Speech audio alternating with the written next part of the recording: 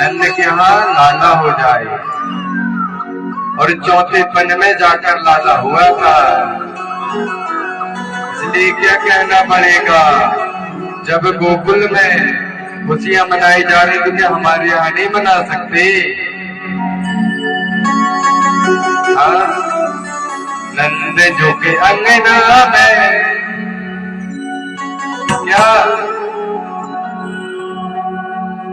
नंद जी के अंगना में 100 बार बधाई भक्तों। सभी के हाथ ऊपर की 100 बार बधाई भक्तों, लाखों बार बधाई। नंद झुके नंद झुके नंद झुके अंगना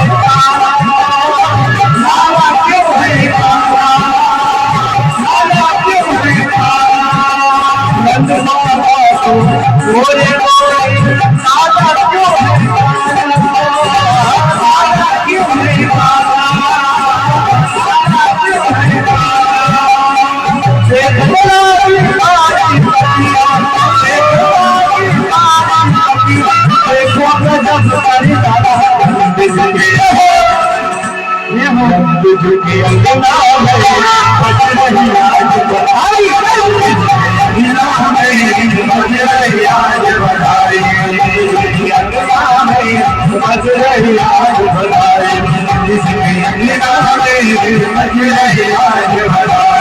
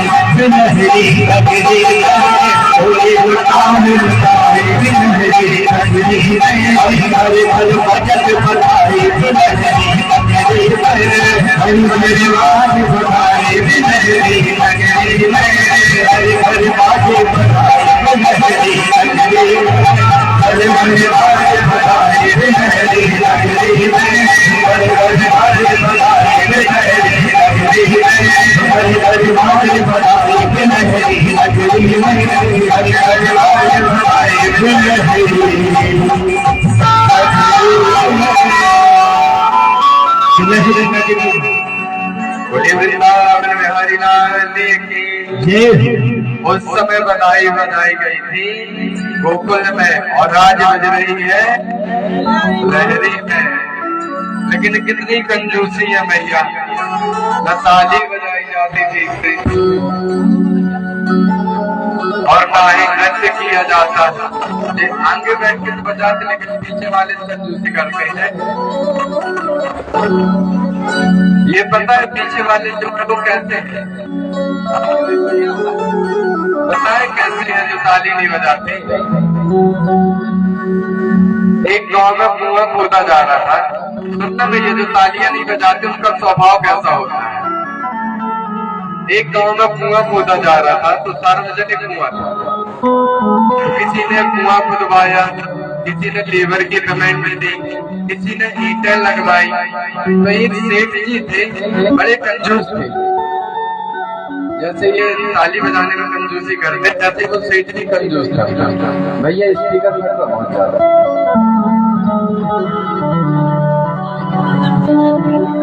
भैया एक सेठ जी थे जिन्होंने अभी तक कोई सहयोग नहीं किया था और लगभग कुआं बन के पूरा तैयार हो चुका था, सिर्फ ईंटें लग रही थी उसमें। ईंटें भी लगभग पूरी लग चुकी थी। सेठ जी ने आके देखा यार काम पूरा हो गया, पूरे गांव के लोगों ने सहयोग किया लेकिन मैं ही नहीं किया। तो घर गया और घर से एक आधी ईंट उठाया, ईंट लिया, तोड़ा, उसकी आधी ईंट लिया और ले जाकर कुएं में लगा दिया, सबको दिखाकर। अब जब कुछ समय बाद बाहर से संत महात्मा आए, उस कुएं का जल पिया तो पूछा कितना मीठा जल है, इस कुआं को किसने बनवाया? वो सेठ जी से ही पूछ पड़े। तो सेठ जी ने कहा बनवाया तो गांव वालों ने है, मेहनत तो सबकी है, लेकिन आधी ईंट हमारी भी लगी है इसमें। लगाई एक आधी थी और बता क्या रहा कि कुएं में पूरी आधी ईंट हमारी लगी है। ऐसे ये ताली बजाने वाले हैं, बताते तो है कि बजा रहे, लेकिन जैसे ही नजर घूमे तुरंत हाथ नीचे। इतनी कंजूसी ना करो भैया। जो भगवान के लिए नाचता है, ताली बजाता है, झूमता है, उसे दुनिया वालों के सामने नहीं नाचना पड़ता, नहीं झूमना पड़ता। लेकिन सबसे ज्यादा शर्म हमें कथा पंडाल पर आती है। बाजू वाली उठ जाती तो फिर हम भी उठते। बाजू वाली अगर नाचती तो फिर देखो कला हमारी, इससे अच्छे ठुमका लगाता है। पर अब जब बाजू वाली नहीं उठी तो हम क्यों उठे? अरे तुम उठो ना, बाजू वाली अपने आप उठ जाएगा। गुरु जी अगर खड़े करा भी देते, कल हमने 2 बार खड़ा किया, लगा नाचेंगे। हमारे भैया ने गाना भी बहुत अच्छा गाया, लेकिन खड़े होकर ताली बजाई, देखा ताली में भी हाथ दुखने लगा तो खड़े होकर देखने लगे। अब बढ़िया गा रहे, बढ़िया बजा रहे हैं, वो तो तुम बैठ के भी देख लेते थे। खड़ा इसलिए कराया जाता है कि जिसमें तुम झूम लो, नाच लो। आज जब पूरे गोकुल में हल्ला मच गया ना भैया, तो सब बधाइयां बांट रहे हैं। आज नंद बाबा अपने घर से बधाई लुटा रहे हैं, जैसे आप लोग लुटाते हो ना। जब घर में बालक या बालिका होती है तो बधावा बजवाते हो ना, नहीं बजवाते तो फिर बधाइयां बनती है। ऐसे ही आज गोकुल में बधाई बन रही है। पूरे गोकुल में हल्ला हो गया कि अरे नंद बाबा सोना चांदी हीरा मोती जिसको जो लगे वो बांट रहे हैं। 9 लाख गाय नंद बाबा की गाय बांटी जा रही है, जिसको जो लग रहा है वो ले जा रहा है। लाइन लगी है आज।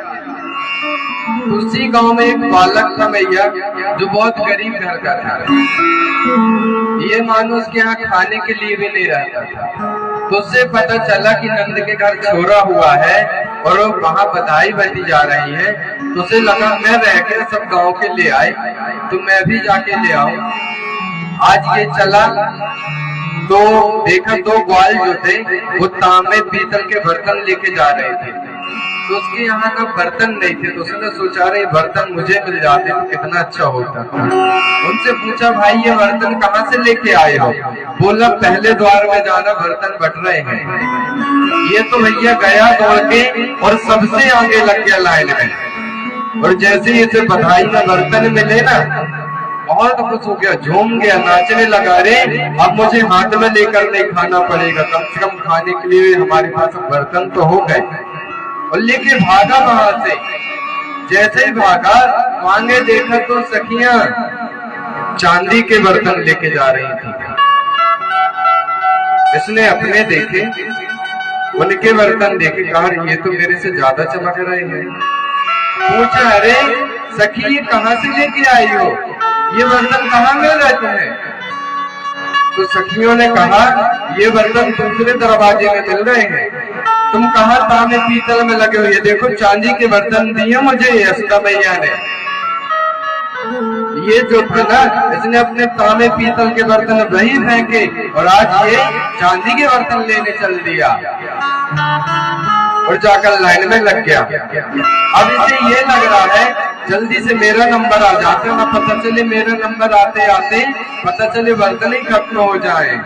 लेकिन कहते हैं जो भगवान के नाम पे बांटता है ना, उसका भंडार कभी खाली नहीं रहता। जैसे आज यशोदा मैया नंद बाबा बांट रहे हैं, क्या बांटने के बाद वो गरीब हो गए? सेठ ही रहे ना। ये गए चांदी के बर्तन ले लिया। अब तो मानो इसको ऐसा लग रहा था कि जीवन में हमारी दरिद्रता ही खत्म हो गई। खाने को तांबे पीतल के बर्तन नहीं थे और आज चांदी के बर्तन मिल गए। भागा वहां से लेकर घर, लेकिन मैया रास्ते में फिर एक हादसा हो जाता है। क्या? आगे देखा तो एक सखी हीरा मोती सोना चांदी ये लेकर जा रही थी। तो ग्वाले से फिर ना रहा गया, पूछा, अरे सखी ये कहां से लेके आ रही हो सोना तुम? कहा, ये तीसरे दरवाजे में बन रहे हैं। अच्छा, मुझे मिलेंगे? हाँ हाँ, यशोदा मैया नंद बाबा सबको बांट रहे हैं, क्यों नहीं मिलेगा, जाओ। आज इसने तो चांदी के जो बर्तन थे ना, इनको भी वहीं फेंक दिया। बोले चांदी का मैं क्या करूंगा, घाटे की सौदा कर रहा हूँ। दौड़ा तुरंत और तीसरे दरवाजे में जाकर खड़ा हो गया। इसने आज मन ही मन सोच लिया, हे विधाता, ये नंद बाबा को छोरा पहले कायना हो गया। इतने दिन से मैं इतनी गरीबी झेल रहा था, अगर ये पहले हो जाता तो मैं कब का अमीर हो जाता। और आज तीसरे दरवाजे में जाकर सोना चांदी हीरा मोती लिया। और अभी तो इसने सोच लिया कोई मिले, इससे ज्यादा लालच नहीं करना मुझे, मैं तो गरीब से अमीर हो गया। और भागा वहां से। तभी देखा कि एक सखी खुशी में हंसते और रोते आ रही थी। कभी हंस रही है, कभी रो रही है। आज ये ग्वाला सखी से पूछता है, क्यों सखी, नंद बाबा ने तुझे कुछ नहीं दिया क्या जो रो रही है? आज वो सखी कहती है, अरे मुझे तो नंद बाबा ने वो दे दिया जो अभी तक इन ब्रजवासियों को नहीं दिया। तो ये अपने जो सोना चांदी छुपाया था, देखो मुझे तो सोना चांदी मिला है, हीरा मोती मिले हैं, और तेरे हाथ में तो कुछ भी नहीं है। तो आज ये सखी कहती है, ये जो तुम हाथ में लिए हो ना, ये तो माटी के समान है। तुमने नंद के छोरे के दर्शन किए हैं क्या? ग्वाला बोलता है, नहीं, एक बार दर्शन करके आओ, भूल जाओगे। जैसे पागल बन के तुम जा रहे हो नहीं लेकर, मैं भी अभी ऐसे दौड़ी जा रही थी, लेकिन जब नंद बाबा के लाला की हमने खबर सुनी, उसकी तारीफ सुनी, तो मैं मुझसे रहा न गया और मैं ये सब कुछ लेकर दर्शन करने चली गई। और जब दर्शन करने गई ना, और जैसे ही लाला को मैंने देखा तो मैं सुध-बुध खो गई। और मुझे ये याद ही नहीं रहा कि मैं कुछ लेने आई थी या देने, और जो कुछ मेरे हाथ में था मैं वही छोड़ आई, क्योंकि जो छवि मैं अपने आंखों में लेकर आई हूँ ना, उससे कीमती ये हो नहीं सकता। अगर तुझे विश्वास नहीं है तो एक बार दर्शन करके आ, इससे ज्यादा तुझे खुशी होगी। और आज ये ग्वाला कहते, सखी ये मेरे सोना चांदी पकड़, मैं भी दर्शन करके आता हूँ, कहीं तेरे चक्कर में वो न भूल जाऊं। और आज सोना चांदी हीरा मोती सखी को पकड़ाया और दर्शन करने चल दिया। और जैसे नंद बाबा के महल में प्रवेश किया, अंदर बहुत सारी सखियां बैठी हुई थी। बीच में यशोदा मैया गोद में लिए लाला को पल्लू से छुपाई थी, छुपा कर रखी है। आज ये ग्वाला कहता है, यशोदा एक बार अपने थोड़ी लल्ला के दर्शन तो करा दे, देख मैं तेरे लल्ला के दर्शन करने के लिए आया हूँ, सब कुछ छोड़ के आया हूँ, दर्शन करा दे। पर यशोदा मैया ने मना कर दिया। तो आज ये जिद करने लगा, मुझे एक बार तो दर्शन करा दे। यशोदा मैया कहती, ना मैं अभी दर्शन नहीं कराऊंगी, ये सखियां भी तो दर्शन करने बैठी हैं, तो तुझे पहले इनका नंबर लगेगा फिर तेरा। कहा ठीक है यशोदा।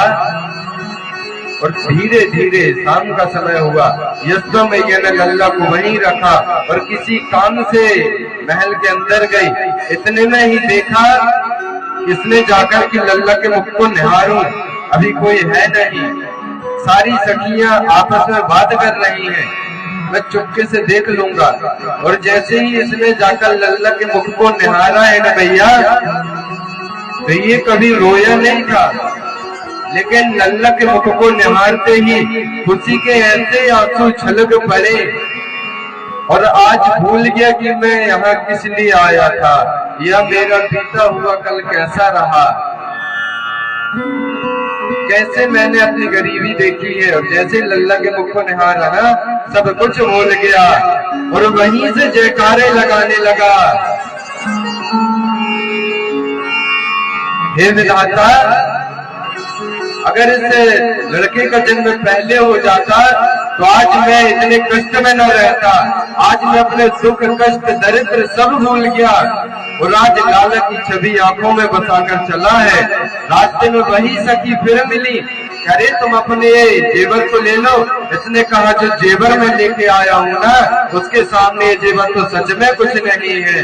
राज लाला की छवि को आंखों में बसाकर घर में चला गया और दिन रात राधे राधे कृष्ण कृष्ण जपने लगा।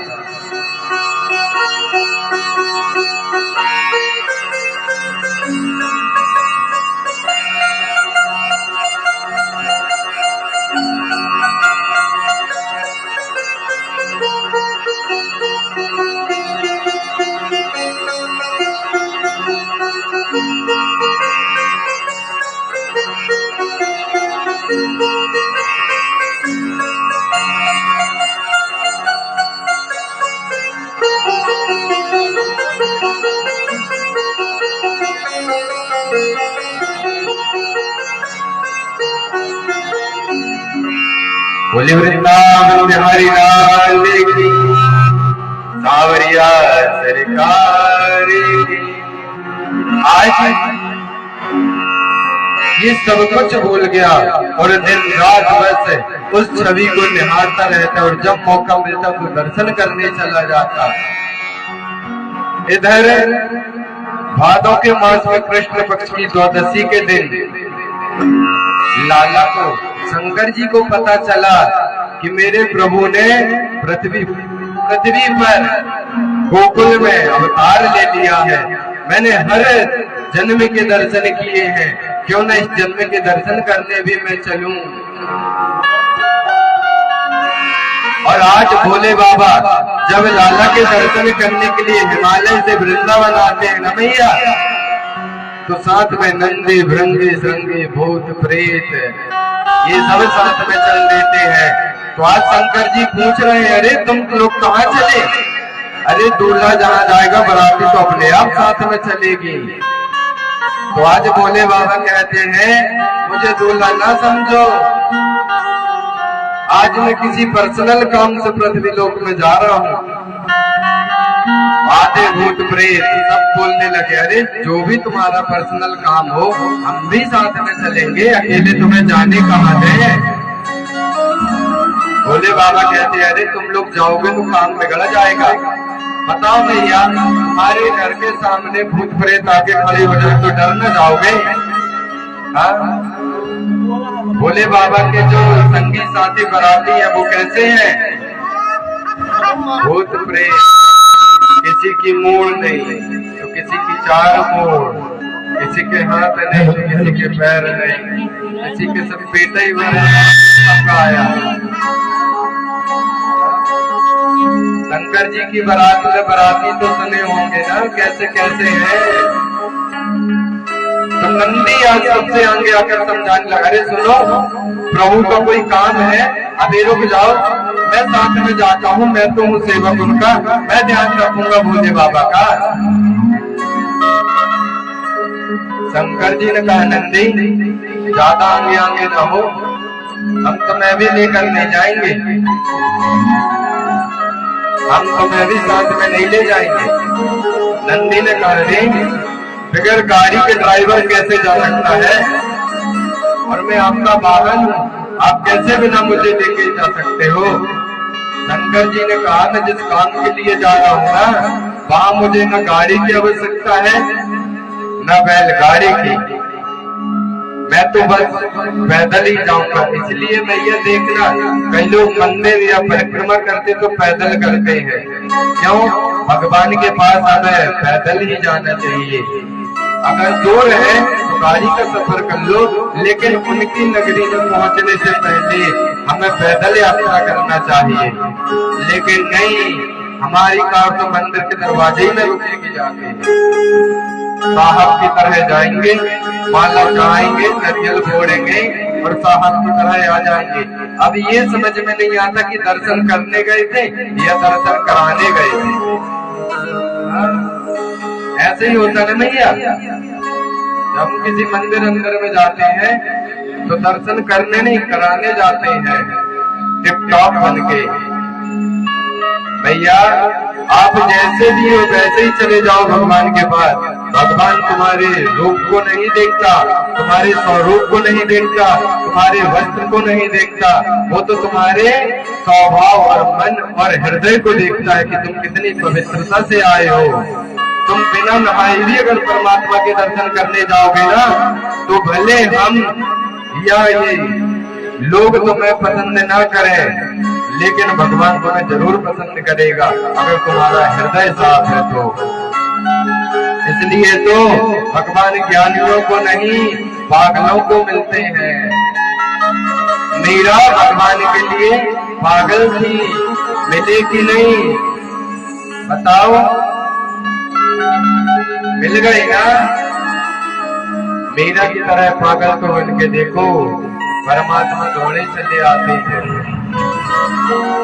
एक मीरा है अभी कलयुग में जो भगवान के साथ साथ शरीर गई है भगवान के पास। उनकी कथा तो सुनी होगी ना? नहीं सुनी?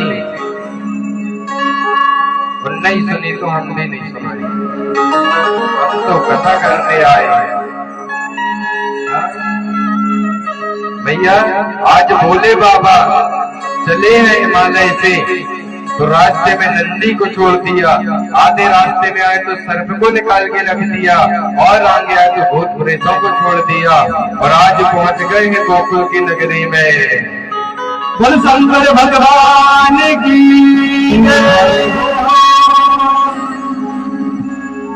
वो नगर में जो आया तो कोई समझ न पाया, अजब है तेरी माया, सबसे बड़ा रे तेरा भोलेनाथ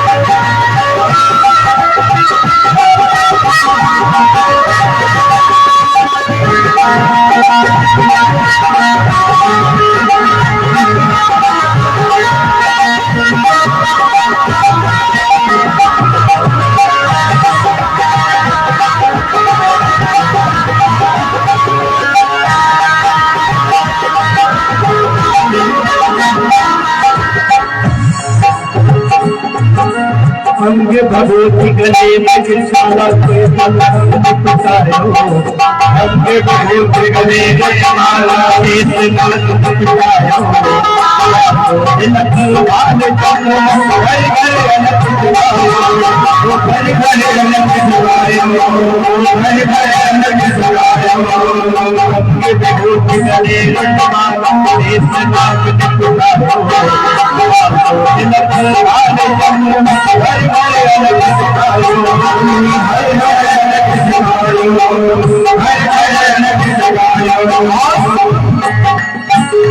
चलो कोई समझ न पाया,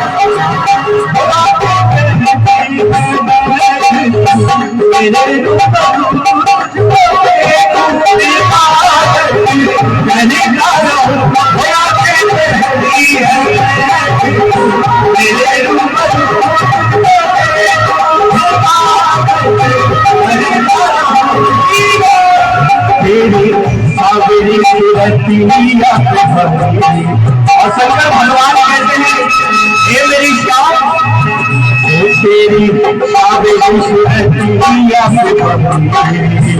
वो तेरी सावरी सुरतिया और सिया मेरे हमारे के हरी दिल करे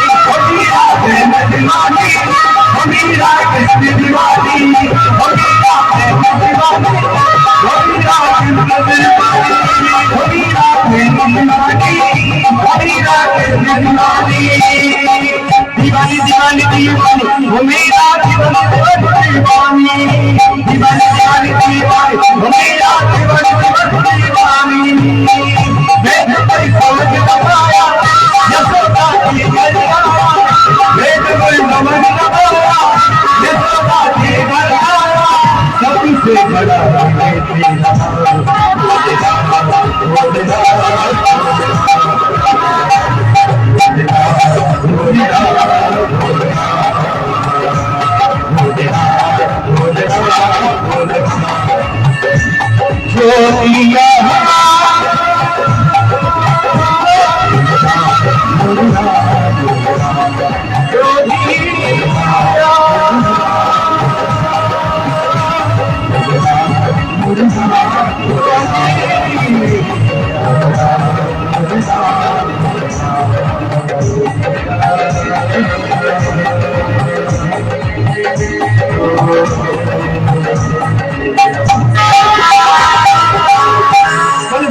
भगवान की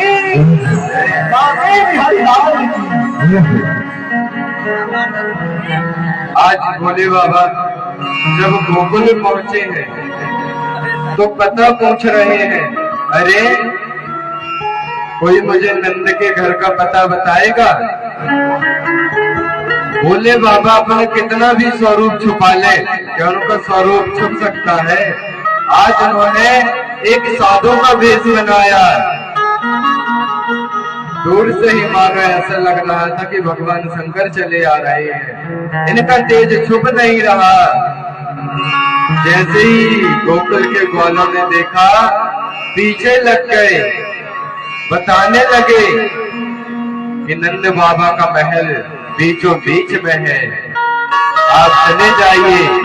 जो भी महल सबसे ज्यादा सजा दिखे ना, समझ जाना कि वही महल नंद बाबा का है। आज भोले बाबा को रहा नहीं जा रहा, लग रहा कितने जल्दी मैं अपने प्रभु के दर्शन कर लूं, कितने जल्दी देख लूं।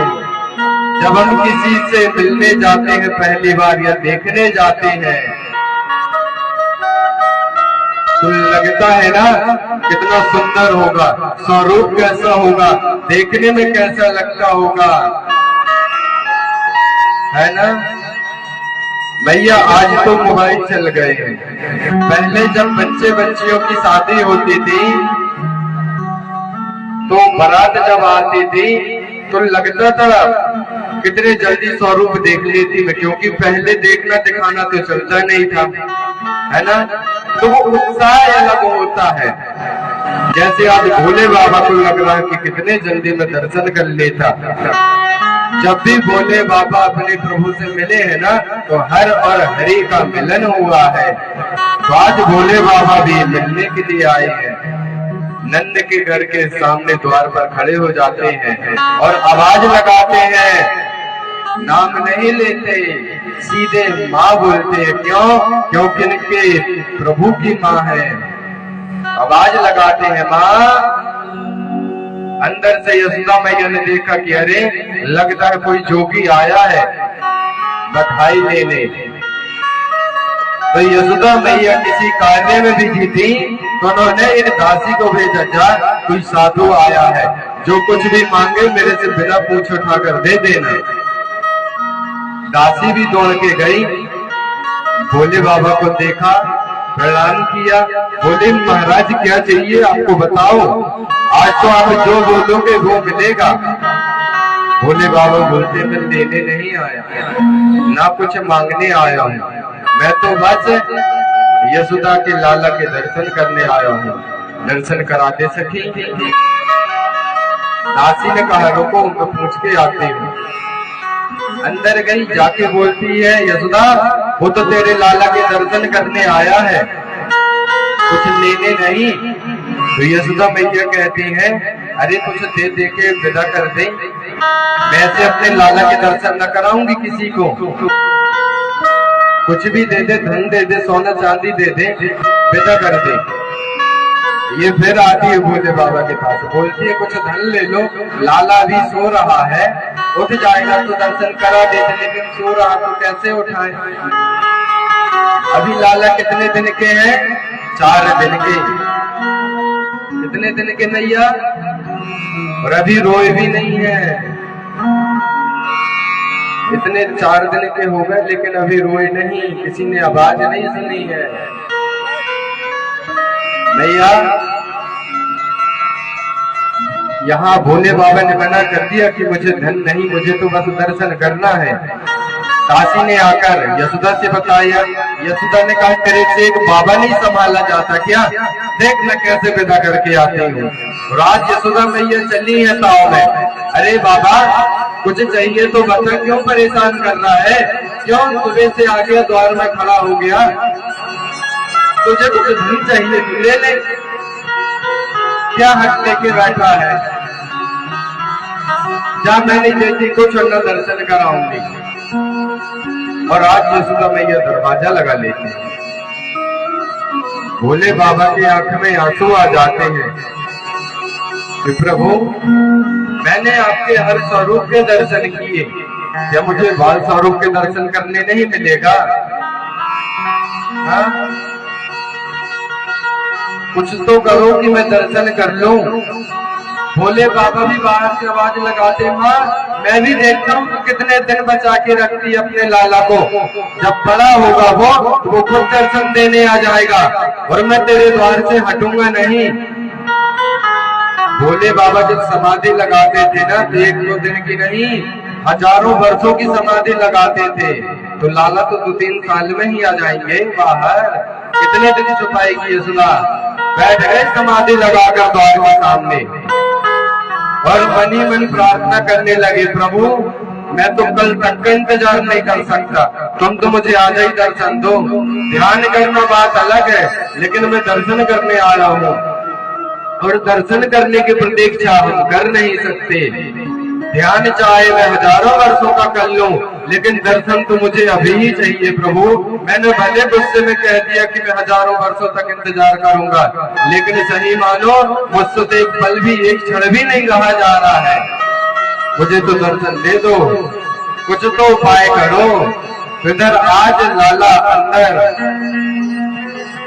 रोना स्टार्ट किया है, धीरे धीरे रो रहे हैं। जब रोए तो किसी ने देखा नहीं, तो आज प्रभु ने भी सोचा मैं 4 दिन हो गए रोया नहीं, किसी ने मेरे को रुलाया भी नहीं, और आज जब ये आए हैं तो मुझे बाहर लेके नहीं जा रही और रो रहा हूं तो कोई सुन नहीं रहेगी। योग माया से कहा कुछ ऐसा करो कि मुझे बाहर ले जाए, तो योग माया ने कहा मैं अपनी माया इनके ऊपर चला सकती हूँ, आपके ऊपर नहीं, आप ही कोई उपाय निकालो। तो आज लाला ने कहा अच्छा तुमने भी साथ छोड़ दिया हमारा। लाला ने कहा मतलब रोने ही पड़ेगा। मैं सोचो बिना रोए मुझे बाहर ले जा लेते, सोचो भगवान को रोने के लिए माया मजबूर कर रही है, उधर भोले बाबा भी बोल रहे हैं कुछ तो करो।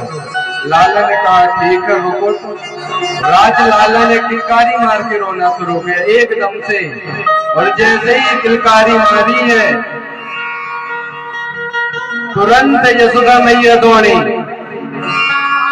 अरे क्या हो गया मेरे लाला को। और जैसे ही रोने की आवाज सुनी ना, तुरंत गोद में ले लिया और छुपाने लगी और सभी बच्चियों को बुलाने लगी। अरे देखो मेरा लाला कितना प्यारा रोता है, देखो कितने अच्छे से रो रहा, कितना सुंदर लग रहा नजर न लग जाए।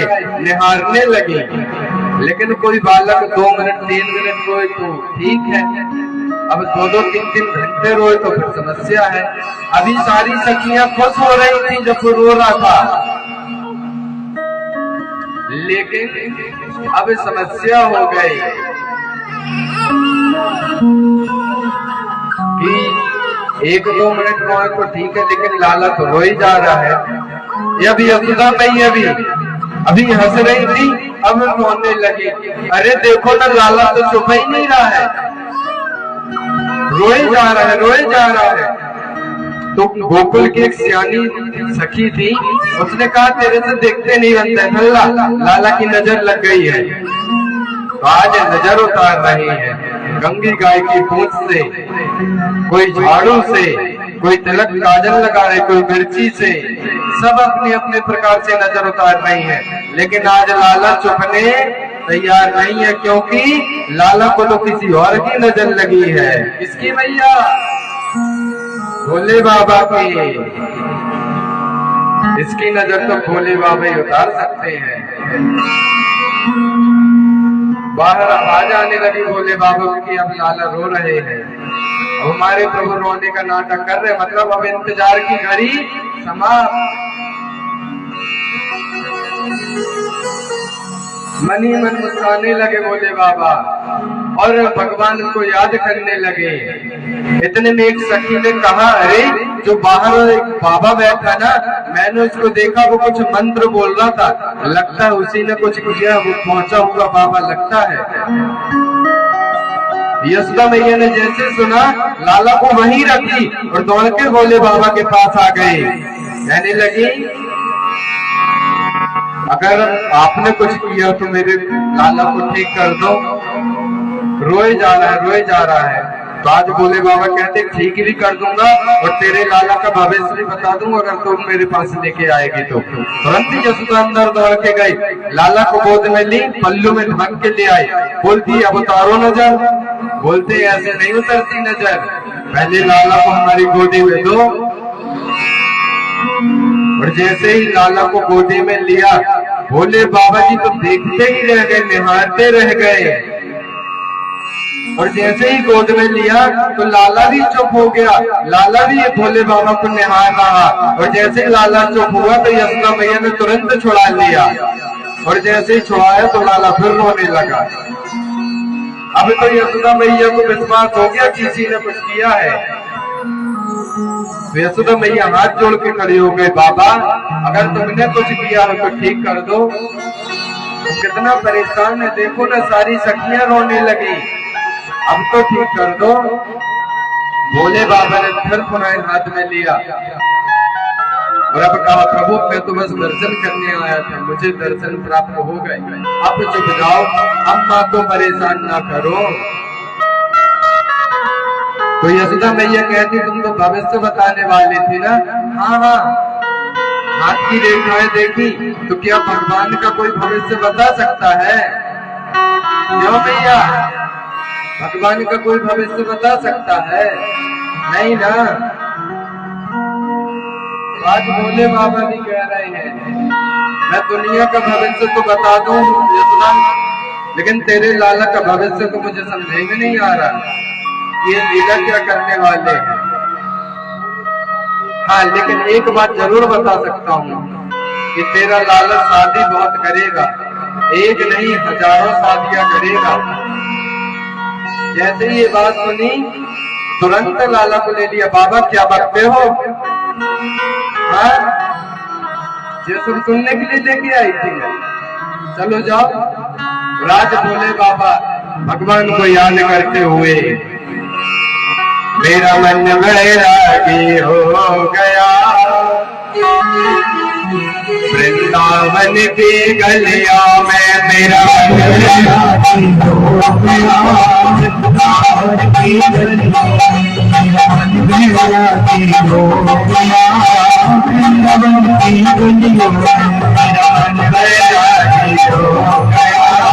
वृंदावन की गलियों में, वृंदावन की गलियों में, हाँ बरसाने की गलियों में, वृंदावन की गलियों में, हाँ बरसाने की गलियों में, वृंदावन की गलियों में, हाँ बरसाने की गलियों में, की गलियों में, बरसाने की गलियों में मेरा मन बैरागी हो गया। वृंदावन की गलियों में मेरा मन बैरागी हो गया।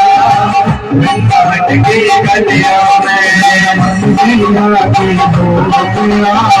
वृंदावन की गलियों में मेरा मन बैरागी हो गया। वृंदावन की गलियों में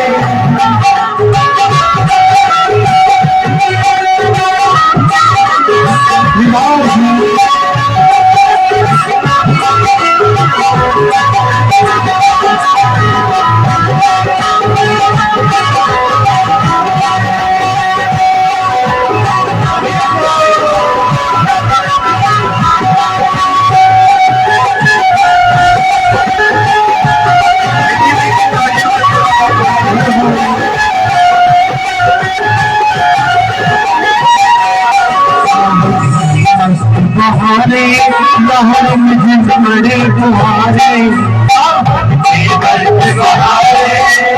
मुझे बड़े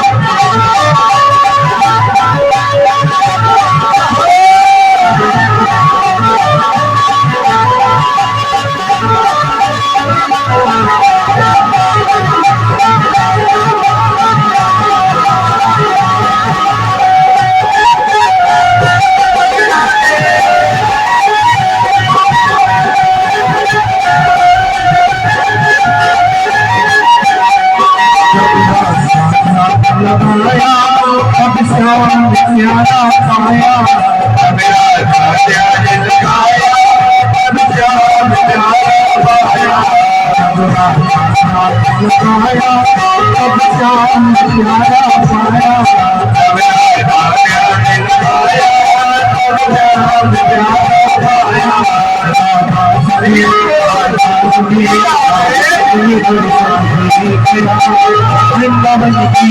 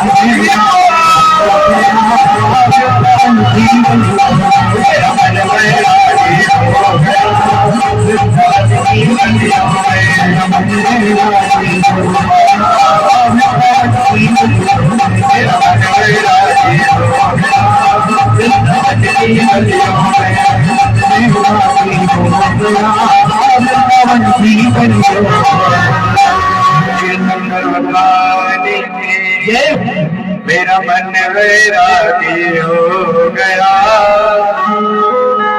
वृंदावन की गलियों में। वृंदावन गयो भैया? कौन कौन गया बताओ तो जरा।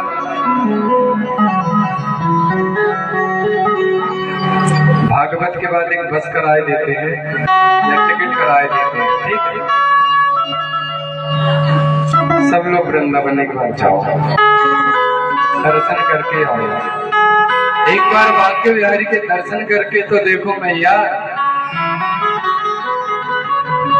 खूबसूरती सुंदरता किसे कहते हैं वृंदावन में जाने के बाद पता चलता है। और राधा नाम की कीमत क्या है ये वृंदावन में जाने के बाद